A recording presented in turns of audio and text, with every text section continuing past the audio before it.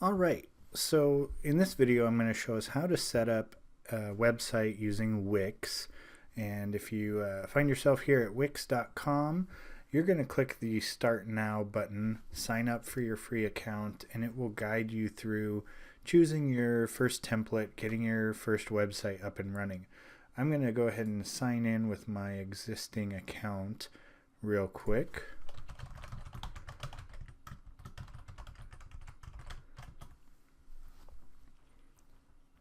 And once you have your account up and running and your website ready to go, this is the page that you'll find yourself at when you log in. I'm going to go ahead and create a new site to show you that process from the very first step. So I'm going to click Create a New Site. And this is probably one of the first places you'll find yourself when you first log in to Wix. So here you can choose the type of website you want to create. Now we're doing this with ePortfolios in mind, so you might start with the portfolio and CV option, but really this just kind of sorts the templates according to the type of website you choose, and you can always find other templates, so this isn't a deal breaker right here. So if we choose portfolio and CV, for example, it's going to take us here, and this question is basically asking, do you want to use the kind of newer editor that Wix has created that uses some sort of AI and just kind of creates things for you automatically? Or over here on the right, do you want the more standard editor that lets you take control of customizing the website? And I would recommend going with the one here on the right, the standard Wix editor. It just makes things a lot easier, gives you a lot more control. So if you use Wix, go ahead and choose this standard Wix editor. We'll click Choose a Template. And then here it's going to give us all the templates that we can choose from. Over here on the left, we can sort through the different categories. So under portfolio and CV, I can look at portfolios specifically. And you can edit or view any of these options before you jump into them. I'm going to pick one of these just to get started here. And once you choose a template, it's going to jump into the editor itself and give us an opportunity to start filling in our own content here. You can watch a little tutorial to get familiar with the editor if you'd like, or just jump right in and start playing around. So one of the things to keep in mind is that with any of the templates, you can customize them completely. So for this one, for example, we have these pages over here on the left already built in. Homepage, a couple art pages, bio, press, and contact. We're probably not going to want any of those pages, maybe a couple, but we can certainly start from scratch with the pages themselves, along with the content on the pages. So this piece of art, for example, right here on the home page, if I click it and then just delete, I can really kind of start from scratch. I can come up here at the title and edit this text. Just put my name. So for your portfolio, you'll want your name, and then you can add kind of a subtitle if you'd like, something like that. And you can always adjust the font size, color, things like that over here. And you can move a lot of the content on the page. You can move around to fit your design preferences. So play around with that and make it look the way you'd like. These pages over here, these links to the pages, indicate that there are those pages already created, like I mentioned. So up here at the top left, we have a Pages drop-down menu, and we can see all those individual pages. So if I click on one, it's going to take me to that particular page.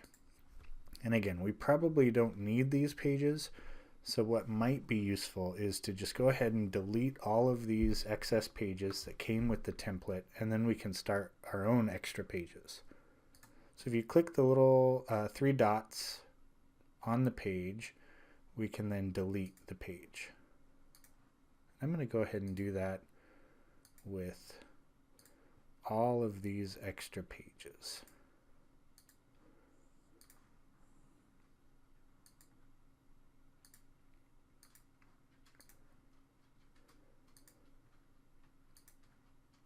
There we go.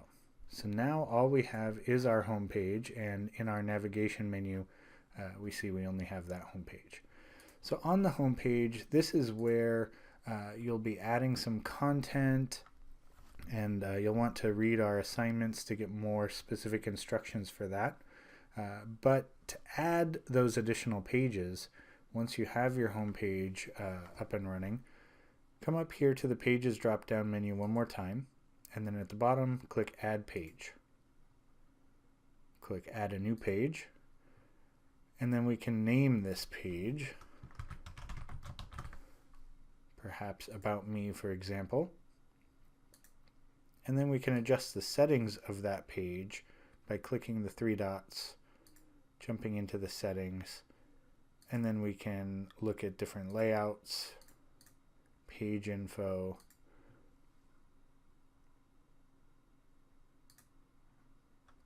and then click Done. So on the About Me page, again, look at our assignment instructions to get the content that you'll need to add there. But for any additional pages that you want to add to your website, it's the same process. The Pages drop-down menu, Add Page button, and then go from there.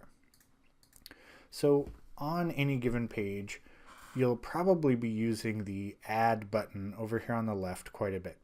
If you click the Add button, you see lots of different content available. Different types of text, from different titles and headings to paragraph blocks. So this is where you'll be adding just your standard text that you want on the page. Not necessarily documents that you're linking to the page, but just standard text.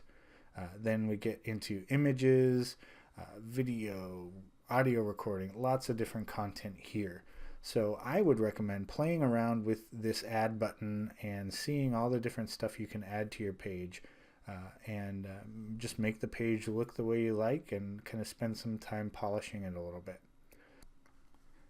So once you've had a chance to add content to your home page, your About Me page, any other pages you're working on, I want to call attention up here to the top right of your editor. There's a Save button that I would encourage you to click every now and then, just to save your work in case your browser crashes, your computer dies, anything like that. That Save button is just saving your work here in the editor.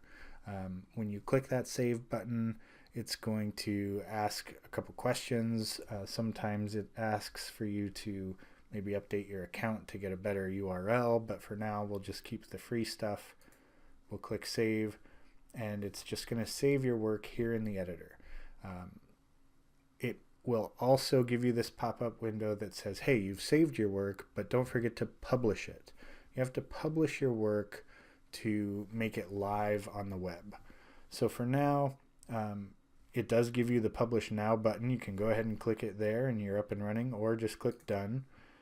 And then if you do go that route, don't forget to hit the blue Publish button at the top right to make sure your site is up online. And you'll get this blue confirmation pop up, and it'll give you your little URL. You can click to go view the site to make sure it looks the way you expect it to. But other than that, you're all done. And then the next time you come into Wix, you log in, edit your page. It's the same process again. So save, publish, don't forget those 2 crucial steps.